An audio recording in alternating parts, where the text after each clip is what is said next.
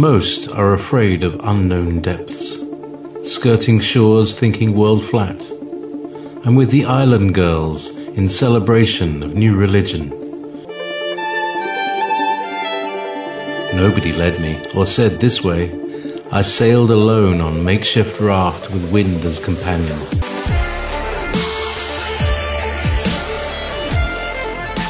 Fate for deliverance, confidence enough to assess new disposition. Seekers of lost paradise may seem fools to those who never sought the other worlds. Welcome to Momentary Zen with Zen Garcia. Visit www.fallenangels.tv. You're listening to Revolution Radio. Welcome everybody, and thank you for taking the time to join me in fellowship this evening as we come to you streaming live out of near Athens, Georgia for the next 2 hours, 8 to 10 p.m. Eastern, here every Wednesday evening on Studio B at freedomslips.com, Revolution Radio. I have as guest with me this evening Brooks Agnew, which he's a very impressive individual, and I was fortunate enough to have the opportunity to go on his show just about a week ago or a few days ago, and we had incredible dialogue and shared a lot of good information with his listening audience, and so I have the opportunity to reverse roles and to be the interviewer this evening, and so we'll introduce Brooks. I want to give you a little bit as far as his bio, the information that is connected to the incredible endeavors that he's already accomplished and the things that he is doing. He entered the Air Force in '73, graduated top of his class in electronics engineering, received honors and a bachelor's in chemistry from Tennessee Technological University. He's a 6-time Amazon best-selling author and internationally renowned lecturer on the exploration of the earth and the physics of soul. He is also a host of X2 Radio, I believe that's Truth Frequency Network, exploring the mysteries of the universe and the earth, which comes every Sunday evening from 8 to 11 p.m. Eastern Time. He'll give you the lowdown on the specific links and provide that for you. I'm not sure if he has access to chat room, but if he does, then he can provide that there. If not, he can give it to me in Skype, and I'll pass it along to you as a listening audience. He is also a multi-patented engineer and currently the CEO of a manufacturing company producing the nation's first affordable electric pickup truck, of which one of his listeners who sent some information to me and thanked me and asked me about the poem that I had written and shared with Brooks told me that the trucks are just awesome in aspect, and so I definitely want to find out more about that as well. But Brooks, are you with us, brother? I am here. Well, thanks for taking the time to join us this evening, and we'll kind of go into a lot of different things. You did give me a small outline of topics, which are, things that I also am interested in, and I could tell just by the interview that we did prior that you're very eloquent in your ability to speak on many different topics, and so we should have an interesting conversation this evening. But if you would, before we go into it, which we'll, first talk about how you came to knowledge and discernment on some of these issues. But if you would, tell us about your books and your website, your radio programs, share the links, and, if you do take mail from the listening audience, how it is that they can contact you and inquire about all these things. Sure. Well, the first 4 books are a series of books called The Arc of Millions of Years. Of course, you could buy them on Amazon or Barnes & Noble or all the online sellers, or you can go to arcofmillionsofyears.com, like Noah's Ark. And if you buy from there, you will get the book, but you'll also get it autographed, and you'll get the first 2 volumes for free in the form of audiobooks. So if you're not a really good reader, don't worry about it. I read it for you. And then the 5th book is a book called Remembering the Future, The Physics of the Soul and Time Travel. And it, I guess it kind of turned out to be more of a self-help book than anything else, but it covers the physics of the soul, how our individual conscious energy is added to the energy of the universe and specifically the earth, and sort of a better definition of what you can do with that energy on purpose to affect your life condition, the bounty of it and relationships and everything else. And that one can also be bought at any of the online sellers, or you can go to rememberingthefuturebook.com because it's also a part of a screenplay for a movie, so there'll be another website in the not-too-distant future for a movie. And the same thing applies. You get the book autographed, and you get the entire book in audio for free if you order it from there. And the final book was sort of a culmination of maybe my observations and a possible solution to the dilemma we find ourselves in with relation to our federal government, in the sense that Congress has lost control of the country and the executive has taken over. So it's a book called Alienated Nation, The New Path to Liberty. It came out in 2012, and it outlines a path of a short list of amendments that we could make to the Constitution as states, rather than going through the federal government through a constitutional convention. This would be an Article 5 convention that would basically fix the problem and disconnect the agency government that now rules our country and allow us to get back to a republic. Well, that's fascinating work. Because I want to pick up right there and to look into your solution, get you to present that to us. But before we do, your website and contact. Yeah, the best website, you can get to everything from there, is x2radio.com. And my email is just bagnew@x2-radio.com. So all of the links to all the books and the lecture series, and if you need to book me somewhere, all the links and everything are there. Excellent. Well, let's pick up with the last book where you were talking about the solutions as far as the giving some kind of resolution to the way things are out of control, and the executive and the executive orders and all the insanity of all that, and how it's basically a monarchy, a kingship restored. And so, yeah, if you could give us a little bit more detail, some explanation, and set the premise for that. Sure. The Constitution, everyone believes, as do I, that it's an inspired document, that it really is the first experiment in a republic, in a government that serves at the pleasure of the people, that the world has ever known. We've always been, ruled from the top down, always. So this is really the first time that the people had an opportunity to, take control of their government and have representatives take their concerns to a central government. We are basically a group of sovereign states that happen to live on the same continent that need a central government to govern the things that happen between the states and between the group of states and other countries. So the framework was very good. And then the framers of it, over a period of years, wrote a series of papers and arguments and debates on not necessarily weaknesses, but ways in which the document could be taken advantage of. And their biggest worry was that there was too much power in the seat of the executive. They knew that once you got 10 or 12 people together, there would be enough argument that the best idea would probably come forth. But with one guy in charge of one branch of government, they had to put a balance, a system of checks in place to keep one branch from overtaking any of the others.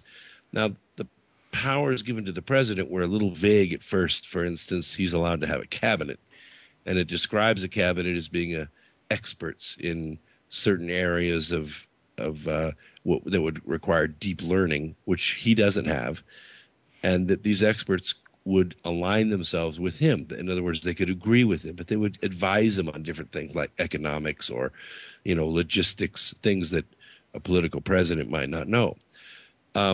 Then in 1929, a strange thing happened. We underwent a collapse, an economic collapse called the Depression. And it was going to last for a long time, it seemed, because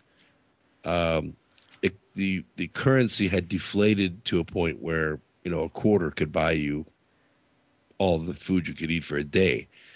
And in Europe, the opposite was happening. They had hyperinflation, and it would take you, 1,500 marks to have lunch. So there was just no fixing it. So when Hoover lost his second-term election to the very dynamic governor, Franklin Delano Roosevelt of New York, he came in, and within literally weeks, he unboxed a government in a box, like an agency government. And he put the CCC in place, and he sort of gave the IRS legs. And within, just a few months, less than a year, it seemed like the federal government had, people in soup lines and work being doled out. And it looked like things were getting back to some sort of organization. That agency government, because of the corruption that came in with it, and it's well documented that Soviet spies came in with that government in 1933, and they stayed, and they're still there. And that agency government continued to grow and grow and grow to the point where now it writes the laws, it assesses the taxes, it collects them, it assesses the enforcement actions and takes the enforcement actions, seizes our property, takes our money, puts us in jail, all of those things. But we have no representation in that government. None. And Congress is absolutely powerless to do anything about it. I don't think there's a single listener in your audience that hasn't been so frustrated watching hearings after hearings after hearings for years and years and years where they've come into Congress.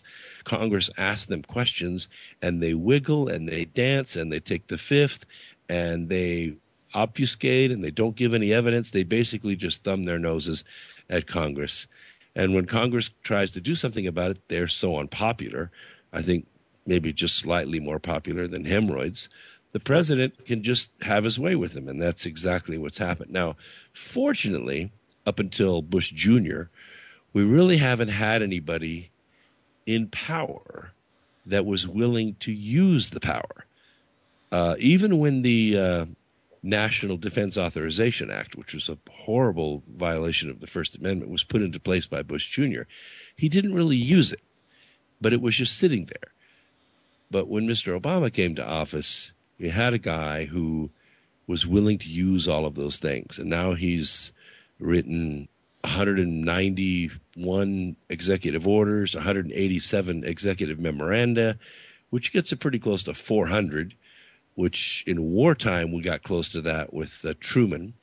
But we're not wartime. And a lot of these things have nothing to do with expediency of the federal government. They're just things that he wants to have happen.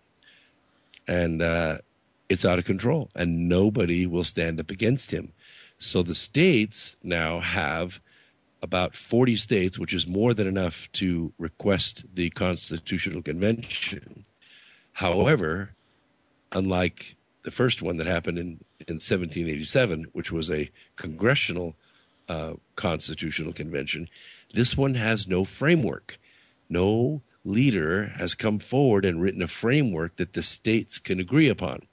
And they've met now for 2 years at Mount Vernon, and they still can't agree upon it. And that's really important that they do, because if they open a convention like that, it becomes Pandora's box. And then every special interest group you can think of, abortion rights, George Soros and his global tax aspirations, all of that would come in there, and it would ruin the whole thing. So what has to be done is a very rigid framework has to be agreed upon. It has to be put into place, and it has to be adhered to. Open it, pass the amendments, repeal the amendments that need to be repealed, close the convention, ratify the amendments, done. It could be done in a weekend, and that would unseat the agencies and take away their power to write law. Huh, that's interesting. So who would um, who would get something like that initialized? Would Well, it if be we could go find James Madison, he could write that framework. It could be done. But that's the problem, is there are a lot of egos. And when you're talking about state governments instead of congressmen, you think federal government's corrupt. Go to the state level. You'll definitely find corruption. Some states are better than others, but every state has its problems all the way down to the major cities. right? And so that would be the thing that would prevent something like this from actually happening and from some kind of fruition coming about, some kind of resolution actually being implemented from something of this nature. Well, it's been 82 years, and now, the agency government is close to 2.3 million people. They have a standing army of, no one really knows the exact size, but it's probably around 350,000 troops here in the United States. Plus, they've been militarizing the city police departments for years, and mostly it's military veterans that are coming back and taking those jobs as policemen. Right. And we're seeing the stress of that, bust at the seams. Every time you look at YouTube, you'll see some kind of police brutality. I think at the last year, the previous 2 years, there were over 400,000 incidents of police brutality. Only 6% of them resulted in any kind of action being taken against the policeman. Right. Yeah, they're out of control. I mean, like the whole video of the gentleman that had like 5 police officers surrounding him and one choking him that actually resulted in his death, all for selling cigarettes on the sidewalk. I mean, well, there you go. That's the local government using the boys in blue as revenue collectors. And that's basically what they are. I mean, yes, there are crimes that they go and stop and save property and life, but most of the time, most of your listeners' encounters with police are to get their money. right. Yeah, the whole quota, as far as traffic incidents and that kind of thing, and they do, and then putting people through the whole judicial system, courts costs, and probationary costs, and parole, and all that. I mean, it's a lot, and then you have these privatized, as far as incarceration, all these privatized confinements and prisons, and so that's all feeding a whole nother side of the, all for money agenda. Well, it's a multi-billion-dollar business, no doubt about that. Right. Right. Yeah, it's amazing how many people they've got going through that. And just not long ago, they showed how the private, as far as the prison system in California, they were paying judges to send youth and to detain them in these systems, and how there were egregious, just criminal activity going on in the privatized prison systems, where they were abusing these young females, and also, the just youth of all different ages that had no business being sent there, but because of the payoffs, they were being shipped off, into all these different places in order to be abused and detained, and at the benefit of the prison complex, so that they can make money. Sure. Yeah. And, most of the people that are in there probably deserve to be there, but there's a significant number that are just victims of the drug war, which I'm sure is going really well. Mm-hmm.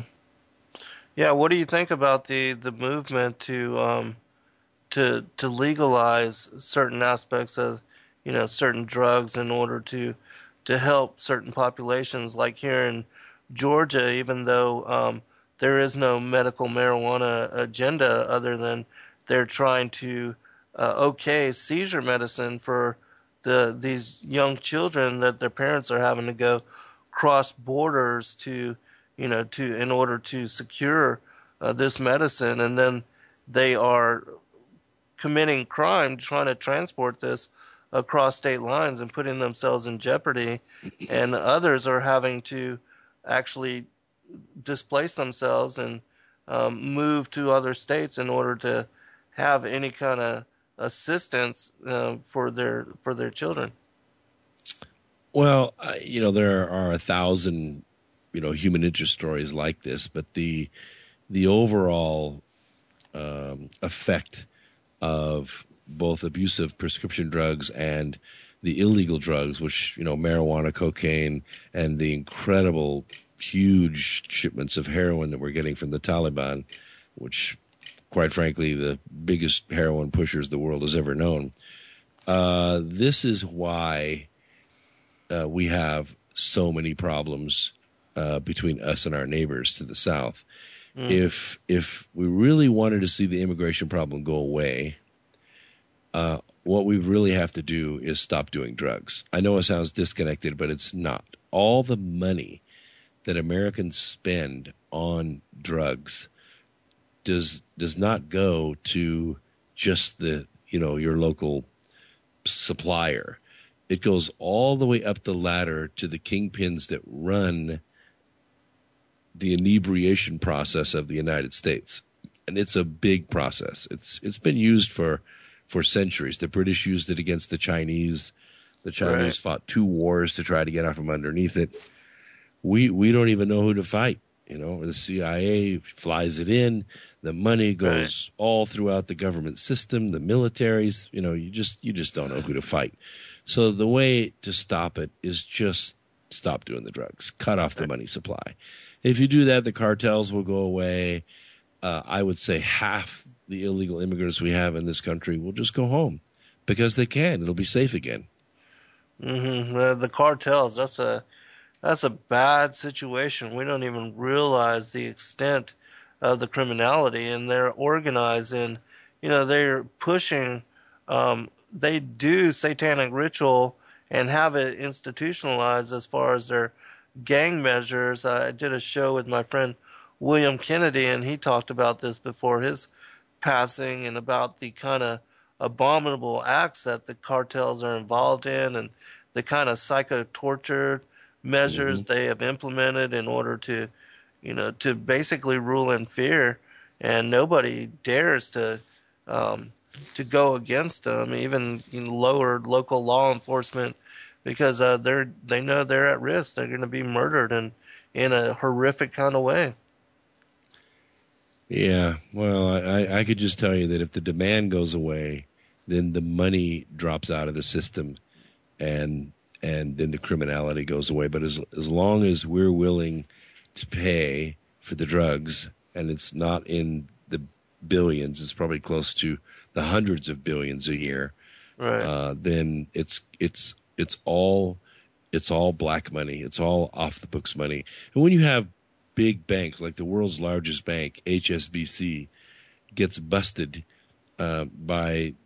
they have a central authority which watches over the bank to make sure they don't launder money. They were laundering so much drug money that they fined them about $1.3 billion, which is just the cost of doing business. But HSBC had actually modified its bank teller windows and supplied the drug lords with special boxes to stack the hundreds in so they could push it through the window, and that way they could get the cash into the bank in a more timely manner instead of bringing it in pillowcases.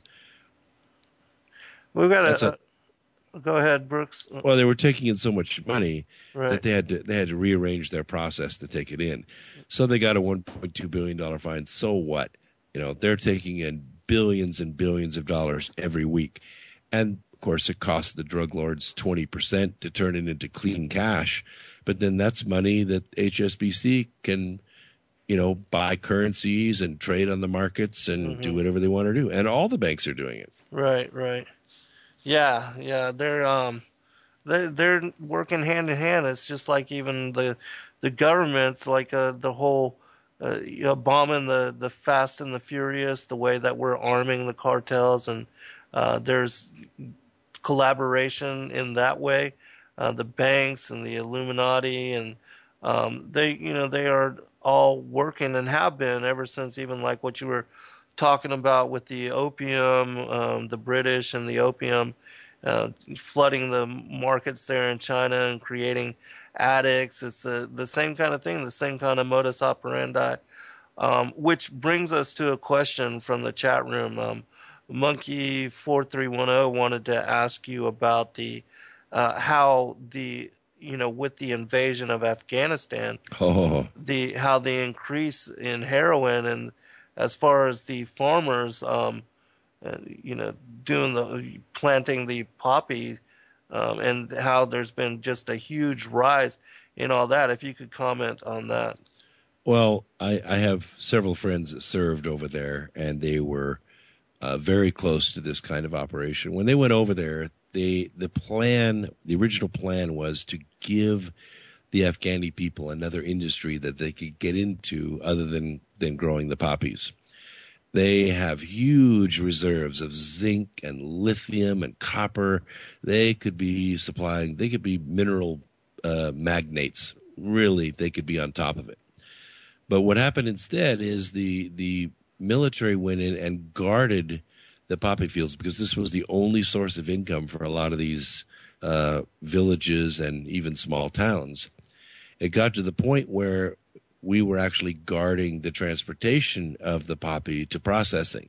Now we're providing the transportation, and the money is insane how much money there is involved. It's way up there.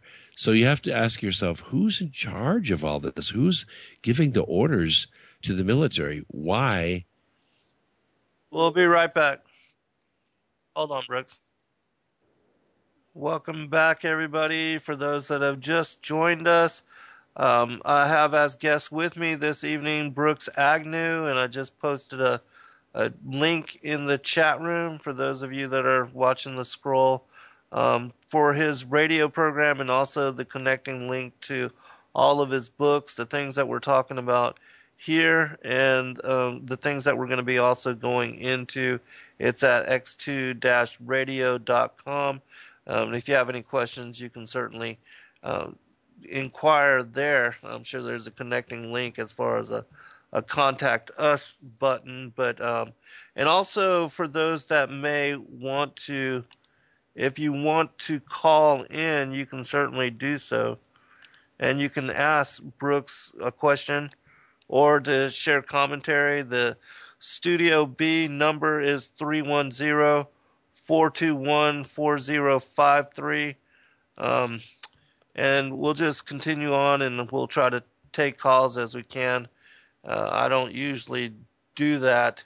But, when we have a guest as dignified as Brooks, I'm sure that he'd be interested in hearing from you as well.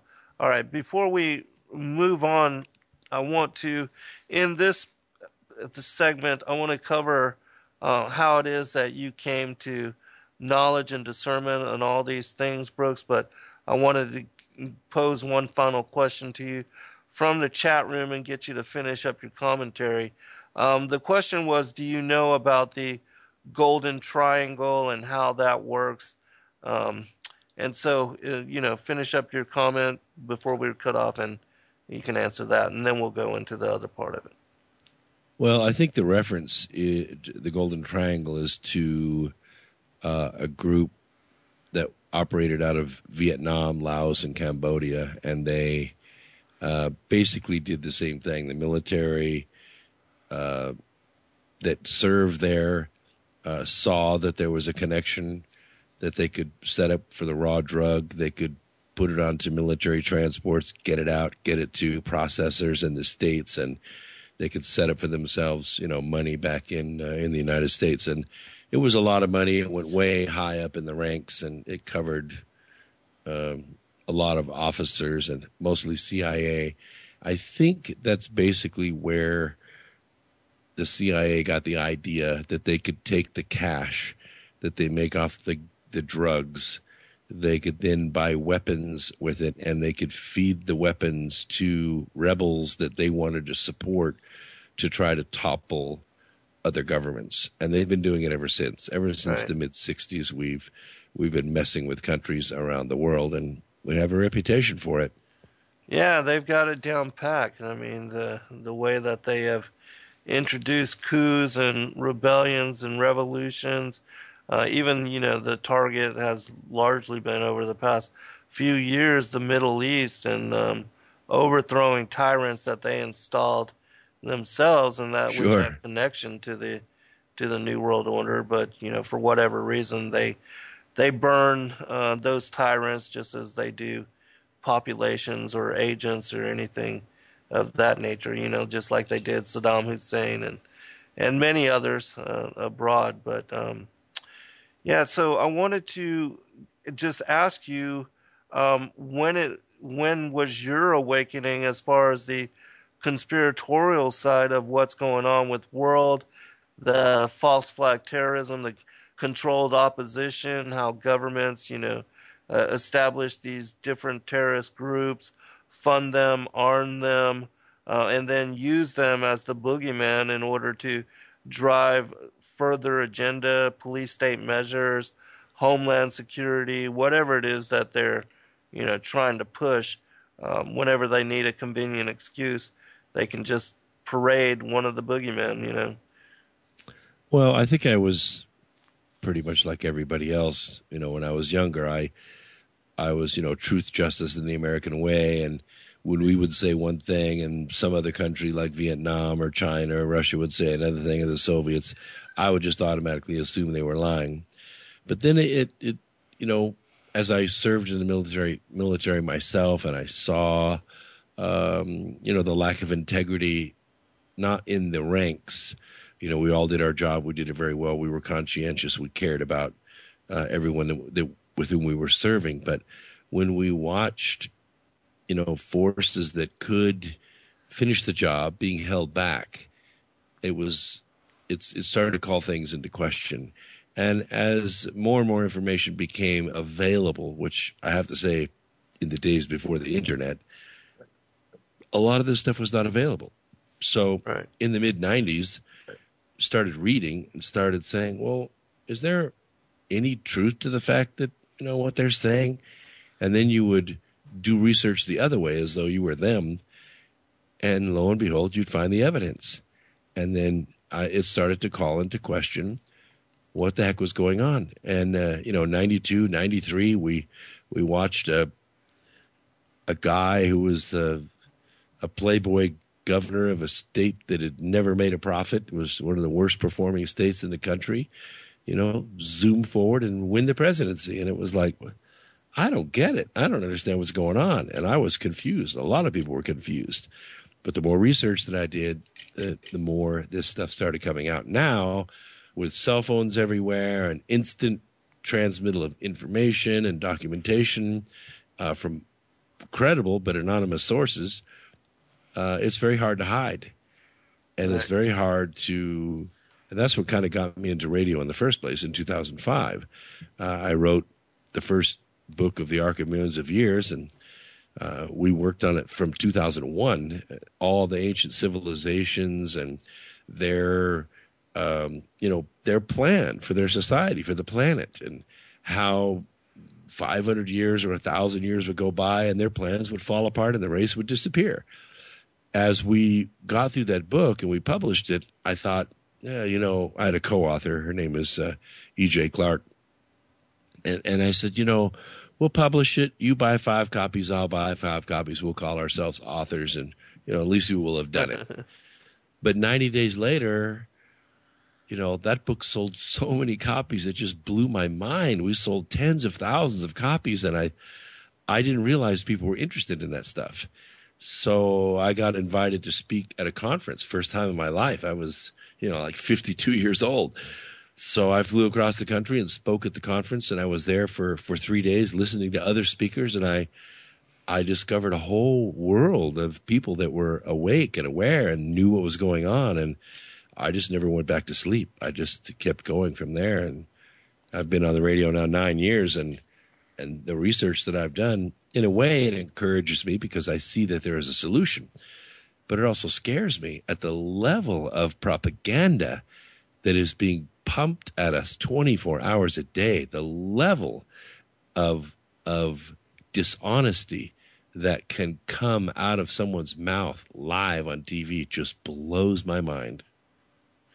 Yeah, I'm sure since you've been awakened for quite a while now, that you've seen a great change too, as far as in the consciousness of not only America but the world, especially since the events of 9/11 and how the official story, had held no as far as any weight of truth to it, and that there was so much that we were being asked to believe without questioning, and then also with the advent of the internet and the information that people could gain access to just by typing a few keywords into some search bar, and how it would garner a massive amount of hits, and then you could spend so much time going through all the various links to find to gain discernment on all these things, that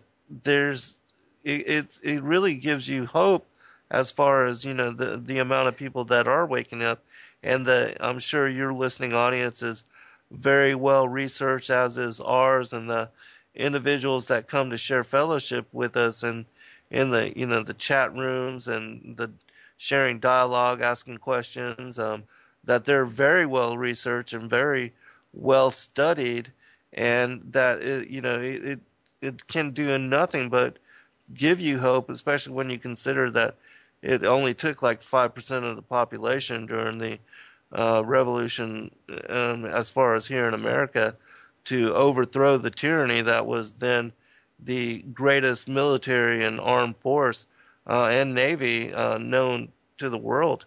And we're, of course, we are facing great odds, but I think that if people realize that if you empower yourself and that you stand up for truth and really decide to make a difference, that individuals, even myself and yourself included, we never thought that we would have done what we're doing, but that because we have been decided to side with truth and to stand up for it, that we've been brought into the roles that we are playing, and that many others can also do similar kinds of things. Well, my career, I'm an engineer, so my job is to solve problems in the manufacturing of automobiles. So I look at systems that have been in place since the late 40s, or some since the early 60s. We've always made it this way. Why can't we keep making this way? And improve them, make them better. And so when I looked at the way government is interfacing with the people, and I noticed that we really have two governments here. We have the elected government, which we can go visit and talk with and vote for and call them on the phone. And then there's the agency government, just layers and layers and layers of bureaucrats who are not experts in your area, who write law and collect taxes and seize property. And I decided there's got to be a solution to this. There just has to be a solution. So that's, why I put the book together, why I wrote the amendments that I did. I think there's 6 amendments that I propose and 3 amendments that I recommend we dissolve. The first of which is the 16th Amendment, which is the power of the federal government to lay and collect taxes. We do away with that and go back to a system of tariffs and sales taxes, which is the constitutional way to raise money. That takes all the corruption out of it. Of course, you can't manipulate the classes against one another and perpetuate a political machine. I mentioned propaganda earlier. You can watch the news. Watch any congressman right now talk about. Let's just talk about climate change just for a second. Holy cow! What a tremendous propaganda campaign this is. Right. It's worth it's worth trillions of dollars. And it just blows my mind to see science corrupted that way. We have an executive who could say, well, I'm going to send Oklahoma's National Guard over to Somalia, and they're going to beat people up and burn things for a while. And the state of Oklahoma has no say in it. The governor can't say, hey, wait a minute, you can't take our National Guard and ship them over there. But so there needs to be an amendment that goes back to a custom we had 375 years ago. I know that goes a long way, before the Constitution even, that governors have sole purview over their militia. And if the president has an official declared war, that's a different thing. But if it's just a police action, I'm going to go send these people to invade Greenland or Brazil or whatever, then the governor can say, I don't think so, Mr. President. I think our guys are going to stay right here. We had a hurricane or a tornado or earthquake or a fire, and we need to take care of that. Right. And that would lessen the power of the executive. But the power has gotten so huge now that it reminds me of the biblical times when you had kings, monarchs that were so corrupt, and you had prophets, prophesying to the king, if you don't stop doing this, the judgment of God is going to come against you. And almost to a fault, the kings would say, that's nonsense. I have the biggest army in the world. The biggest army the world has ever known. Are you going to send a flood? That's no problem. We'll just go to higher ground. We're not afraid of a flood. I mean, it's just that's the kind of attitude that we get from the federal level. Right. Yeah, the kind of arrogance. And they don't believe in any sort of accountability nor any kind of repercussions to their actions. I mean, the kind of things that they're involving themselves with is just insane. Even like with the pedophilia and all of that's been coming to light, and like the whole the Franklin cover-up, and how sitting presidents and Congress people and senators, how they've been involved in the abuse of children, the sexual abuse of children, and for a long period of time, and that all of this has been known and even reported on back in the late 80s. Some of this was reported on and made even the front page of like Washington Post, things like that, but yet still no accountability.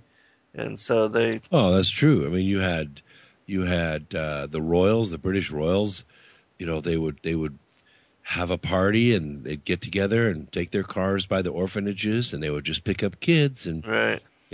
Take them out. And I don't even want to say what they do, but then in this country we have Epstein, who had his orgy island, and all of the presidents and congressmen and senators and wealthy people that visited his island.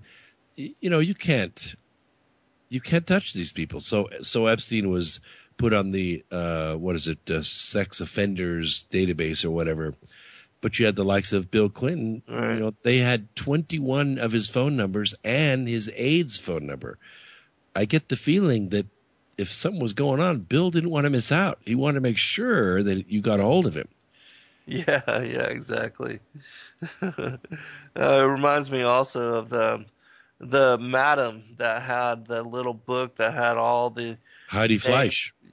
Well, her, and then there was one that was just recently found suicided. She was hung, and she actually had a CIA operative. I believe he was a director of some sorts. He was protecting her because. Oh, did we lose the call?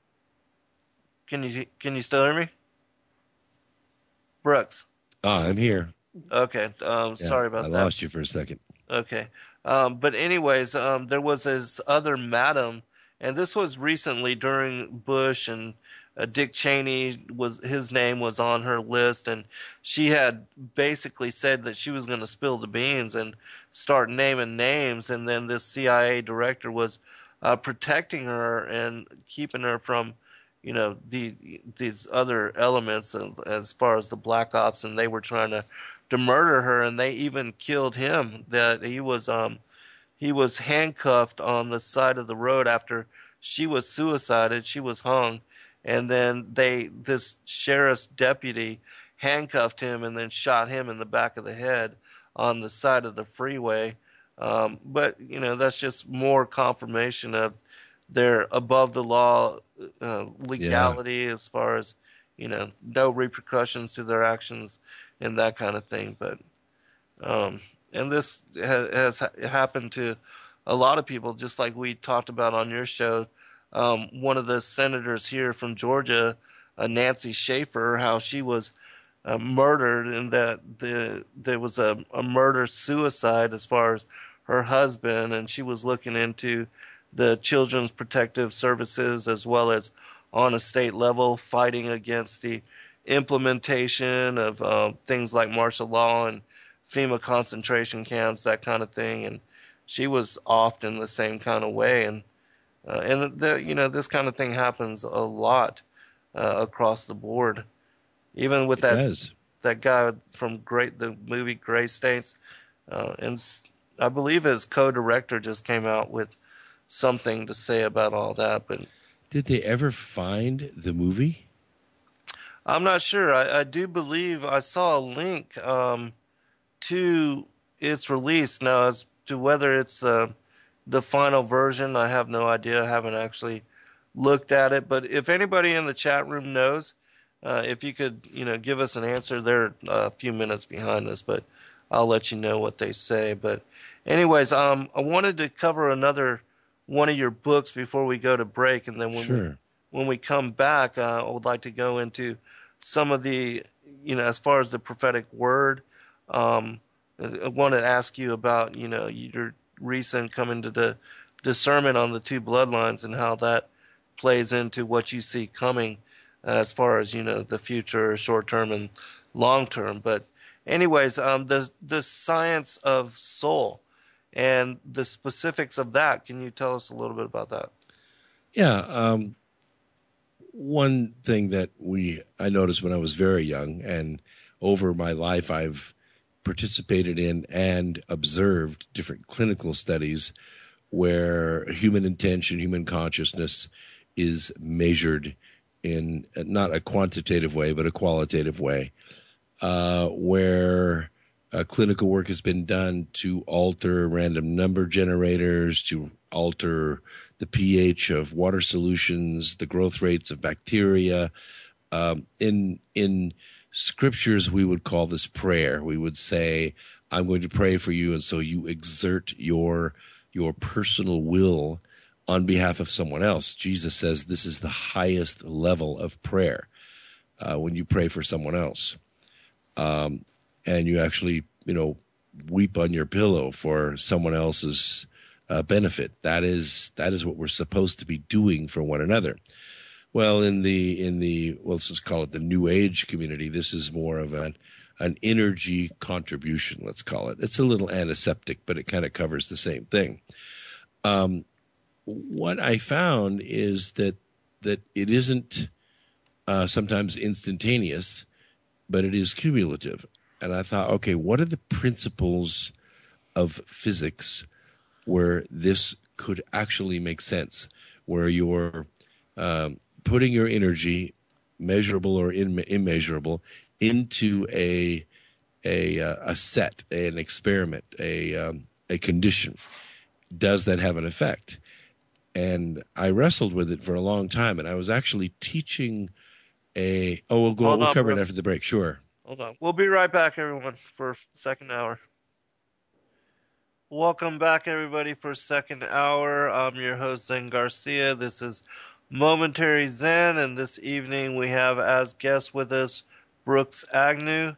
I do want to quickly remind everybody that we are the largest listener-supported, commercial-free, and corporate-free entity as far as on the internet radio network, and that there are 80-plus hosts here coming to you 24/7, all hours of the day, 7 days a week on two studios, A and B, and that in order for us to continue in the endeavors that all of us as hosts have committed to and bringing forth the truth that we do and the different perspectives and dialogue on the many different things that are little known about and not well understood, helping you to decipher the illusion parading as reality, to understand the intricacies of the matrix and things such as government-sponsored terror, and specifically on my show, the biblical and prophetic word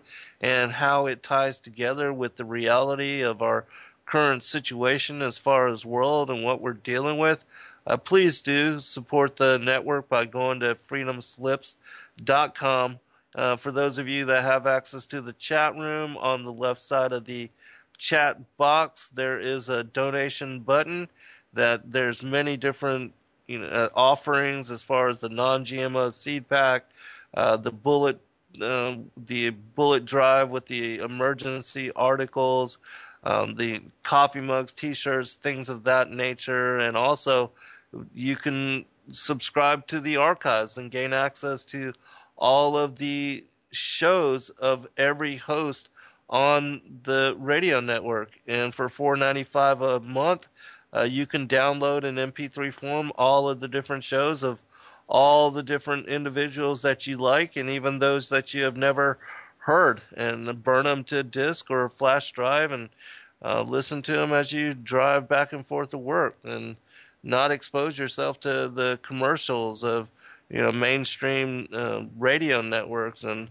utilize your time 100% in a productive manner. And so we appreciate you and thank you, and appreciate your fellowship and consider you to be a very wise audience. And so, Brooks, I wanted to cover once again before we move on what you were talking about as far as the science of soul, because I've also written about this, especially in my 7th book, Skyfall, Angels of Destiny, where I talked about how, as far as karma and dharma and our intention and what we send out into the world, how it multiplies and reflects back on us, and also how individuals, if they don't understand that they are co-creative as far as their ability, our connecting link with the Creator, that energy has that kind of interaction and attraction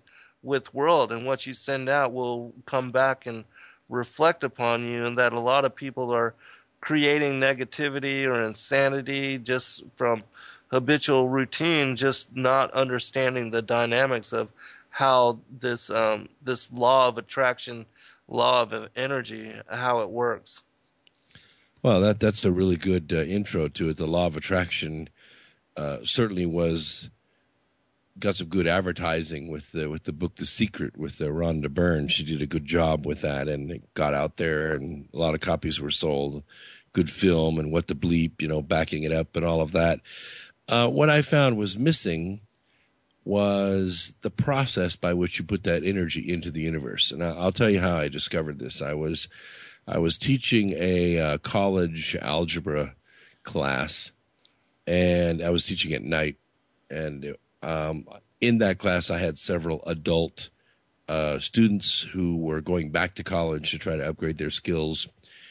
And in the algebra book, you come to a section on an Italian philosopher whose name is Leonardo de Piso. And he was also a mathematician. He was known as Fibonacci. And, you teach this Fibonacci sequence, where you start with 0 and add 1 to it, and then 1 and you get 2, and 2 to 1 you get 3, and then, 5, 8, 13, 20, on like that. And you learn that sequence, and then it goes in one ear, out the other. You take your test and you move on. You never use it again. And I thought, why in the world is this in here, and why do I have to teach it, and how am I going to make it interesting to adult students instead of just kids? And so I was playing with it one night, and I said, well, what happens if I just start with any two numbers? Let's not start at 0. Let's start somewhere else. So I think I picked like 256 and 75. So one's odd, one's even. They're not multiples of each other. The two numbers don't even know each other. So I added those two numbers together to get the third, and then took the second and the third and added them together, and just started as though I was continuing with this Fibonacci sequence. By the time I got to the 8th iteration, that is to say, adding the 7th number to the 8th number to get a 9th one, you could divide the 7th into the 8th and you got 1.618 to 1, which is the golden ratio. Well, I thought it was a fluke, it must just work with integers. So I tried decimals and it still worked. I tried fractions, it still worked. I tried imaginary numbers and irrational numbers and it still worked. And I said, there's just no way. If it works with any two random values in the universe, and then you add to it in a Fibonacci sequence, small at first and then growing and growing, you're on the golden mean within 8 iterations. And that is a ratio which we physicists and mathematicians know is a creative ratio. Our periodic chart is laid out that way. Planets are laid out that way. Atomic shells around atoms and molecules are laid out that way. Bacteria grows that way. It is the process by which order naturally comes out of chaos. A small amount, 3, 4, 5%, but that's about it. So I thought, if that's the case, then adding your energy to, say, a dream or a goal that you have is not a matter of just going out in the future and focusing on that one thing. Rhonda got it wrong. It's not a matter of putting a picture of it on your refrigerator or on your, bathroom wall in front of your commode where you can look at it every day. That's the wrong idea. The right idea is, okay, you go out in the future and put your energy on that goal, whether it's a relationship or a house or a job or an invention you're working on, money you're trying to raise to build a company. What you then listen for are all the things in the present that are resonating with that idea that you just put out there in the future. Instead of going out there and hitting the bell over and over and over again, listen for the things that are vibrating with the sound of the bell. I don't know if you've ever done this before, but I used to play guitar, and I'd leave my acoustic guitar against the wall, and then from time to time I'd turn my stereo up really loud, and somewhere in the song it would sound like somebody reached over on the guitar and just plucked a string, like it just hammered it. And what actually was happening from a physics point of view is the string was absorbing energy out of the room that was exactly the right frequency for the length of and tension of that string. Now, if you could have measured that absorbance out of the room, you would have known exactly what frequency to apply to make that sound. It's difficult to do. We do have instruments and electronic instruments that can do that now. But when it comes to human intention, it is a matter, as Jesus said, of only applying the faith of a mustard seed. Just little teeny tiny efforts, but at exactly the right moment, over and over and over again. And it creates a resonance. It creates a building effect so that even though you're only pushing with whatever faith and intention you have, you're doing it in an organized, exact manner, and you can create tremendous results. They're not so scattered. They're not so random. And it definitely is not a matter of luck. Right. Yeah, absolutely. And it's just confirmation as far as what you're talking about with the string and how it resonates and captures that kind of energy and then makes its own sound, or as if it had been plucked. For me, that's just further confirmation as far as the dynamics of what it is we're talking about. And so in your book, well, how is it, what, as far as chapters or outline, what is it that you lay out? And are you teaching people, trying to empower them to understand their responsibility, or how? Well, the basics are you gotta teach them how to dream first. Yes. In the interviews I did for the book, I would ask people basically a simple question: what's your dream? Most people would say, my what? Your dream, the thing that you thought you wanted to be for the rest of your life when you were 12. And it would be anything, fireman, astronaut, whatever, but they didn't accomplish it. They went off some other direction. Right. With women, It was mostly, I want to marry a rich man and have a big house. Right. What I found is that the dreams fell into two categories. One was solids, and the other was process. Very little process, mostly solids. And that means there are three aspects of reaping the benefits of this energy. One is to be, like to be a teacher, to be a philosopher, to be a painter, to be an architect, to be something. But it's not enough just to be. You can take all the education in the world, but if you sit on your front porch, you're still going to be picking crumbs with the sparrows. The next one is to do. You got to get off the porch and you got to go do. And the harder you work, the more sweat, the more effort you put into it, the more satisfying it is. And then the having comes. But what happens, and I think it's the trap of mortality, actually, because as one of your advertisements say on your network, we are spiritual beings having a mortal experience. Right. But that mortal experience can be quite intoxicating. And we are, at a very young age, kind of trapped in the having. I got to have Nikes. I got to have a cell phone. I got to have a nice car. I got to have a big house. Yeah, but what about the being and the doing? What about the work it takes to get there? Oh, I don't care about all that. I just want it. You got to give it to me. That's the trap we fall into. And even if we do work for it, and we fill our garage full of toys, and we expand our garage because we have even more toys, we've still missed the point. This life is not about accumulating all those physical things. Yes. Yeah, absolutely. I write about these same things, and most people are totally comfortable and okay with the distraction and the entertainment, and then they never get beyond that, and they never actually adhere to the yearning inside them to try to seek out something more, to come to answer which helps to explain who they are, why they're here, what all of this is about, in sufficient manner that can bring them true comfort. And that's why, I myself personally study the Bible, the secrets of the gospel, and as well as all the various wisdom texts that I can find, worldwide. And in seeing the underlying truth of these things, I've been brought to understanding, which gives me fulfillment as far as these particular answers, and I share them in my work and my radio work as well as the books that I write. But still, even when you share answer in such way, there's only a few that are even interested, and then those that can come to the as far as relation and relate to what it is you're talking about, and that those kind of things can even make sense to them.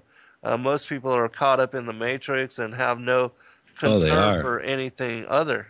Sure. Yeah, and your listeners know what that means, but right. You talk to the ordinary person on the street, and they go, "What are you talking about?"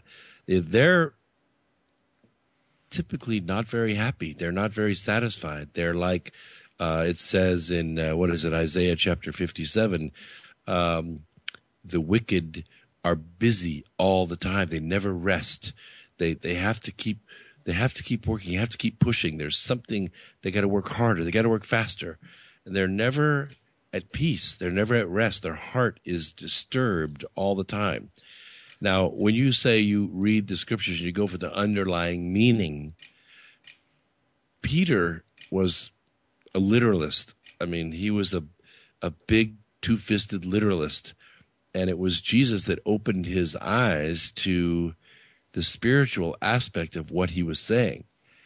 And then, because Peter finally got it one day and said, "Thou art, Jesus, the Son of the living God, the Christ, the Son of the living God." Well, Jesus didn't tell him this. He said, "That was the Spirit that told you this." That is a revelation. And upon that is what I will build my church. So it's the revelation that you get from reading the scriptures. That's why you should do it all the time, because there are layers upon layers upon layers of revelation that are waiting there for you. And when you're not reading them, you should contemplate the points that are made in that, especially between, the New Testament writers. Old Testament can get a little drifty, but the New Testament writers tend to put you a little bit more in the situation where you're contemplating those things. Great ideas and great solutions and great opportunities to serve come to you when you do that. Right. Yeah, absolutely. Which, I told you that I wanted to ask you about your study of the Word and how you were brought to revelation as far as prioritizing the kingdom and, finding answer of some of these deeper aspects, more profound aspects of why we are here and who we are and our ways of being and all of that. And one of the things that I wanted to specifically ask about is your discernment now upon the bloodlines and also the enmity between the seed of the woman and the seed of the serpent, and how knowing and understanding that in that way, how it's made the scriptures alive for you, and also tying that together with the, as far as the world condition and what we're dealing with the New World Order and all the presidents being blood related, and they're kind of working from behind the scenes, secret societies and all the oaths, blood oaths, and their duty and how they worship Lucifer, and how Christ said, "You are of your father the devil." Well, that's a couple of very big questions. The first of which I don't mean to dodge, but I would be happy to spend time, telling you of my conversion story or my layers of understanding and revelation. But I think it would be self-serving, and I would just tell you that I've always been a good person my whole life. I've never been bad. I just was a good youth, and I lived a good life. I've never hit anyone in my whole life. I've never taken anything that doesn't belong to me, because I innately knew these things to be right. As I not only dove into the Bible, I also dove into other holy writings from all kinds of different traditions, and the parts that drew me closer to Christ, I paid a lot of attention to, and the things that drew me away gave me a stupor of thought. So I'm a student, and I study all the time. And study doesn't just mean read it once. It means to go over and over again, to intertwine things with mathematics and physics and music and architecture. And now I design electric vehicles, so it all comes together, and the ideas flow through that revelation, because they're all out there. You just have to tap into them. But what I did notice is that there are races or people on the earth that don't have that innate goodness. They don't. Yes. If left to themselves, they would choose war and violence and harm against others. They have to be taught. They have to be restrained. They have to be policed all the time. They don't understand the concept of punishment. It doesn't make any sense to them. To them, it's something to be overcome or ignored or endured. And good people aren't that way. Good people would never pick up a dollar that doesn't belong to them. They would never steal from work, time, or pilfer something. If they were given too much change at the checkout counter, they would feel terrible if they took it home. They would just turn around and give it to the person and tell them, "You made a mistake. You gave me a 20 instead of a 10. We wouldn't think of it. But and it always confused me. Did that person have a bad upbringing? I mean, were they raised by, vagrants, or what is the deal here? But when you told me, you actually turned me on to the idea, and it really opened up a lot of answers for me, that in the garden, the temptation of Eve was actually the compromising of Eve by Lucifer. And she actually bore that compromise, that Lucifer, a son, which was Cain. And then she bore another son from Adam, which was Abel. And what always confused me since that moment, why was Cain allowed to live? Why was he protected? Why wasn't he taken off the earth? Why was that seed allowed to grow and proliferate and become the antithesis of peace and harmony and love on this planet? They will never, ever be won over, ever. They are the tares for sure, but they're worse than that. They're not just growing up beside us. They're seeking our destruction. They cannibalize us. And we're a cheek-turning, God-loving, merciful, charitable people. We're always willing to give someone a second chance. But that side is always willing to take that second chance and make fun of our stupidity in doing so. Right. And when we get back from break, I'm going to answer that question. But we're like 1 minute off, so I wanted to give you a chance to continue, and then we'll be back for final segment. Well, that's basically my thought, that here we are in what I consider to be the last days. Of course, every writer, every talk radio host, going back to the medieval times, if they did have talk radio, says the same thing. We're in the last days. Right. Jesus is going to come and wipe them all out. But that may not be. It may be a couple hundred years off. So we have to be the leaders. We have to be the Christ now. Yeah, I think the thing that is different as far as our generation is that whole parable of the fig tree, and how all that played out with the restoration of Israel as a nation in 1948, and how Christ said in Matthew 24 and Mark 13 and Luke 21 that we, the generation that saw this, would be the one that saw his return. We'll be right back for final segment. Welcome back for final segment, everybody. I'm your host, Zen Garcia. This is Momentary Zen, and I've been joined this evening by Brooks Agnew of X2 Radio, X2 Squared. That's x2radio.com. Anyways, he's the author of 6 books and also a radio host on Truth Frequency Radio. You can find a lot of his information and the links at his website, x2radio.com. I wanted to start this segment by answering the question that you had put forth as to why Cain was spared or protected. And the mark of protection was just a temporary reprieve, because what happened is that Cain would be murdered later by what would be Lamech of his own bloodline, and that he was given reprieve, in my opinion, in order for him to be able to propagate the Canaanite bloodline, and that if he was murdered immediately, that they wouldn't have increased in numbers to what they were able to do as far as establishing a foothold. And we know that even with the parable of the sower, where Christ, the servants ask him, "Do you want us to uproot the tares?" And he said, "Let both grow till the time of the end." And then he would send his angels as reapers out to gather the tares for burning, and the wheat would be gathered for the barn. That the bloodline, or the seed of the serpent, that even after the flood of Noah's day, that they were allowed continuance. And I cover that in my work as far as my 4th book, Lucifer, Father of Cain, and specifically the 2nd edition. I do a whole elongated chapter on this particular topic. I'm not going to go into it here because we don't have time to cover that, but I have done shows on all that information. But anyways, both the seed of the woman and the seed of the serpent would be allowed continuance for what would be the duration of the Second World Age.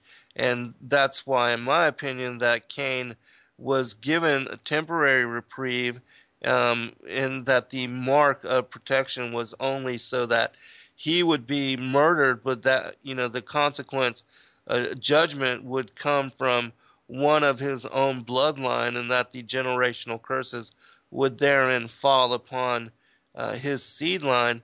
But that even with the flood of Noah's day, that the flood was brought on as judgment in order for Noah, who was pure in his generations, to be able to gain a foothold in what would be the renewed earth, or a restored earth, where most of the seed of the serpent, and also the giants, which had come about as an interdiction of the fallen angels, the Watchers, in Genesis 6, and their marriage with the daughters of Cain, and the propagation of the men of renown, and how even in Second Baruch, a pseudepigraphal text, it makes mention that 409,000 giants were killed in the flood of Noah's day, but that there were giants before the flood and after, as it says in Genesis 6, but that was also in order that both would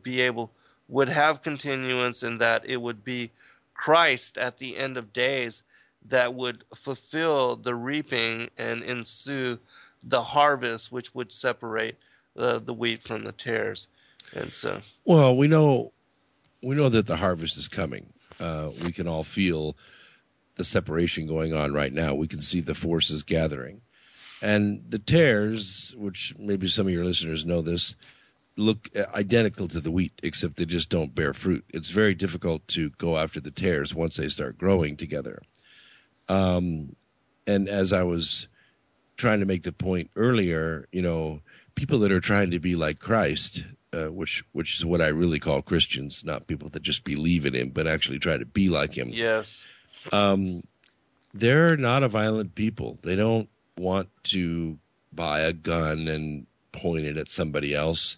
They don't want to fight. They don't want that violence on their soul. They would rather be, not that it's desirable among all other things, but they'd rather be at ground zero and just be taken straight to heaven in a big bright flash than go to war. War is something that changes you. It changes you, and it takes generations to get over. You just don't get over it very soon, I can tell you.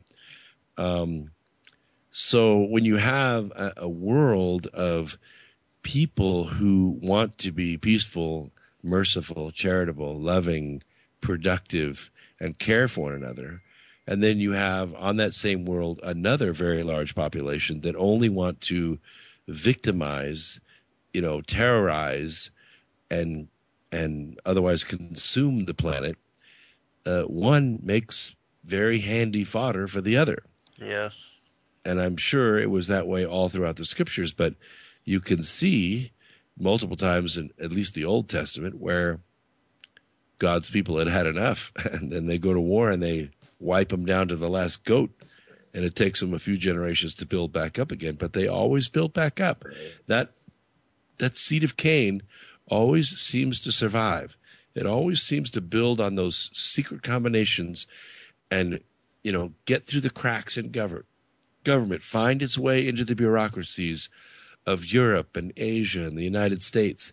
And they get there, and the infection spreads and spreads until they become a force to be reckoned with again. Right.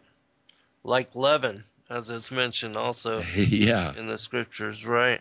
And they also, they have this whole modus operandi as it's laid out in the protocols, where they infiltrate covertly and then rule from the top down. Also, as it says in the Emerald Tablets, how they took over the council, the rulers, and then basically manipulated things until everything is like the New World Order, the agenda, how it is that all of the governments and the different heads of state and presidents and kings and queens, they're all working in tangent to push this world government, even at because the people don't support it, and we don't want police state measures and tyranny to be established, but yet they're pushing it. And you bring up a very excellent and timely point. As I was explaining when we were discussing this on Sunday, the events that happened in France with Charlie Hebdo, right? His little 6-person or 7-person newspaper and some bystanders were gunned down. But if you look at the story, not by listening to the major media, but just look at the story, you got two brothers who were, basically bottle chuckers for 10 years. They grew up in a no-go zone in France, so they were completely indoctrinated. But it's one thing to go from heaving rocks and, making threats to dressing up in the best terrorist fashion of the day and going and shooting up a newspaper, knowing that the surveillance state is going to find you and they're going to kill you, which is what they did. That's only part of the story. 36 hours later, 40 world leaders, some of them had to fly thousands of miles on chartered jets, show up in France, arm in arm. They walk almost curb to curb with, some reported 400,000, some reported 4 million French people behind them in solidarity against this kind of terror. Well, that makes a good photo op, a really great photo op. But if you think about the logistics and planning it takes to get 40 world leaders in one place at one time secretly with only a 36-hour notice, I'm not buying it. Right. That whole thing was planned from beginning to end, which means we are being sold. We're being propagandized into supporting this next move that they want to make in Europe. Yeah, exactly. It reminds me of the events of 9/11 and how we went to war in Afghanistan immediately, and then the invasion ensued. And there was all this heavy equipment, tanks, and all of this in place, and that and all of that takes a long time in order to get this equipment and this machinery and the war machine out there to be able to invade like that, and how FEMA was in New York on September 10th. I mean, somebody knew something somewhere. All the short positions that were established on the New York Stock Exchange. Somebody, the people, as far as I think it was Digimo, a company, an Israeli company, that none of the employees went to work on September 11th in the World Trade Center building. Even like with Benjamin Netanyahu receiving a phone call on 7/7 to not go to his meeting because of the terrorist event that was going to take place there. The powers that be, they know. Even with Condi Rice calling Willie Brown and telling him not to fly commercially, the day before these particular events happen. And so, photo op, and because they control the opposition and they can pull the boogeyman out anytime they need.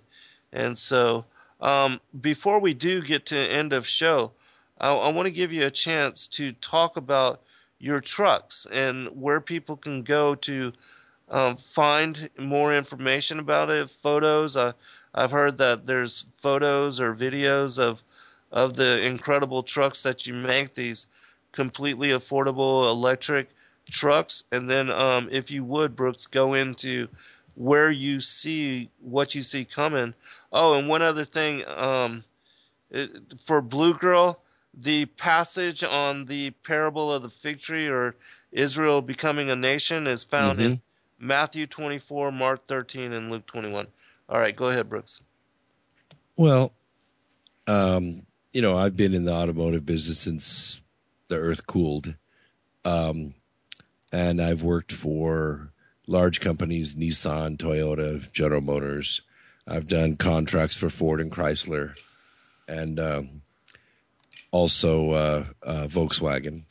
So after 26 and a half years, I guess, in the business, I retired and went into alternative energy. It's just an area that fascinated me. And I was up in Odessa, Washington, designing and building a new type of biodiesel manufacturing plant. And this was 2008, and the price of fuel was going through the roof. And all my associates back in Detroit called me and said, I think it'd be a good idea if you started playing with those electric cars again. We'd all monkeyed with him back in the 90s. You know, remember that story. We called it the shut up car, which is we took the grants, we built the car, now shut up. Uh-huh. And then we gathered him up and crushed him, which was probably a good thing. It wasn't a good design. It wasn't very safe. It didn't have a lot of range, didn't perform really well. It just wasn't time. The components didn't exist yet.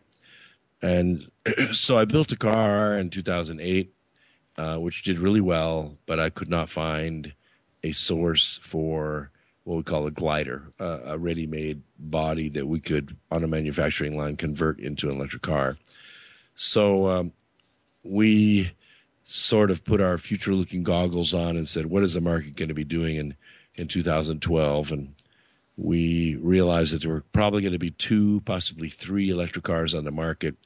They would move slowly at first and then start to take off, but there wouldn't be any electric trucks. So we watched Ford very closely, and sure enough, right on schedule, November 2011, the Ranger went out of production, which was the last small truck in America. And we took over the market. We moved in with our own design of a 10-foot wheelbase truck that can carry 1,000 pounds, 100 miles, that people can afford. And we went particularly to the commercial markets. We have not even marketed to the public yet. But people can go to the website at ev-fleet.com, ev-fleet.com, and you can see pictures of the truck, videos. There are all kinds of newspaper articles and television interviews, and they can see the truck for themselves. Yes, we have just come through our FMVSS crash testing. We passed everything. Now all that paperwork is being sent to the DOT for approval. It could take 3 to 11 months. It depends on how long the bureaucrats want to sit on it. So hopefully by the end of this year, we are approved to be able to sell the vehicle in this country. And once we get to that point, we'll be in revenue, which is a great thing. That is awesome. And I'm posting a link now in the chat room for those of you who want to check it out. I myself am going to be looking at it. But before we go into what you see coming as far as on the horizon, as far as short-term and long-term future, can you give all of your information out again, where people can contact you, all of that?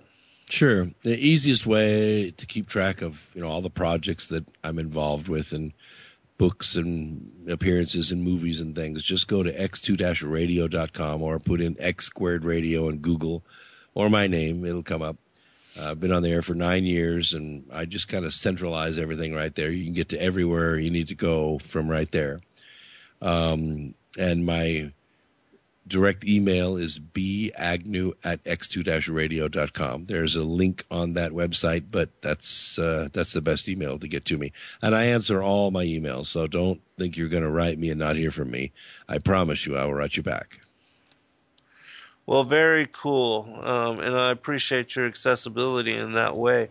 Let's go ahead, and the trucks look amazing, so I wish you well in your endeavor and hope to, that all of this can come to fruition as far as helping America and also the alternative as far as fuel-based vehicles and all of that. And so I do wish you well and hope that it prospers in that way. But if you would, Brooks, go ahead and tell us what you see. We've got about 7 minutes remaining. What you see on the horizon and what you feel is going to happen soon. Short term, we're going to see a series of cascading events. 2 very large economic forces are squaring off against each other. One is the BRICS, which is Brazil, Russia, India, China, and South Africa. It's an acronym, but it stands for 123 nations. Germany has now just joined it, which is a devastating thing for the euro. That was precipitated by the Greek elections a couple of days ago, where they elected to stop following the pathway of austerity, which is basically like cutting a teenager off from their allowance, because that country, you wouldn't believe the retirement benefits in Greece. It was destroying that country. Absolutely. I mean, you could retire at 40 with full benefits, with free medical. There's just no way the country could afford it. Wow. Yeah. So it's going to pull Italy down, which is going to pull the euro down from the tail, which is really a sad thing to see. But the transatlantic banks have squared off against the BRICS. There have been several assassinations. A little over 40 bankers have been killed. We've had now 2 presidential candidates, one in Brazil, one in Argentina, both shot in the head, point blank. Oh, wow. Lot of forces in play here. And we've seen Russia's currency attacked. That wasn't enough to stop them, so the Saudis decided to go after all the shale and tar sands oil that we have in North Dakota. They killed it. The fracking companies and drilling companies have turned all the wells off. They're laying people off by the hundreds every hour. The banks that are on the hook for all that fracking equipment and drilling equipment, it's a bubble that's in the hundreds of billions of dollars. Wow. And all the investors bilked out of their money. They'll all lose. And it's just a matter of hours or perhaps days before we really see what this really means on the global economy. The United States sits on a fence. It can join the BRICS and this new kind of currency and new kind of central way of doing business and walk away from the transatlantic banks. But if they do, $700 trillion worth of derivatives will collapse. And that means if you have a 401k and you haven't sold it, you lost it. I hate to say it, but it's gone. So that's the near term. In the far term, things could stabilize if the transatlantic banks are not successful in forcing this to war, which they have done at least 3 times in our history, 1776, 1812, and again in 1916 all the way to 1945. Right. If we have learned those lessons and we don't get the rockets out against each other, we'll pull through it. And that's where we really need the consciousness of everybody that's listening to this program tonight to really pray for peace, to pray for a simple, clean economic way of walking away from these world manipulators. Yeah, absolutely. Well, what would you, because we've got just about 3 minutes remaining, real quickly, what would you suggest as far as preparations? What kind of things could people do just to, even those that don't have a lot of money, what kind of measures do you suggest they take? Well, it doesn't take a lot of money, but you should, every time you go to the grocery, be buying an extra couple days of canned goods and things that will keep for a year or so. You don't have to buy all the freeze-dried expensive stuff. But I would put at least a week's worth of food together in short order. If you can, put a month's together. You may have to walk out of wherever you are, so you don't get a year's supply because you're not going to be where you are right now. Right. If you live in an apartment or a big city, you're going to be walking somewhere. And clean water. And these are just basic things. Look at Venezuela, look at Russia, look at what just happened on LI or up in Nantucket. They clean the groceries out in 2 hours is done. Right. And then there's no going to the grocery store and, hey, I think we'll buy a couple extra cans of beans.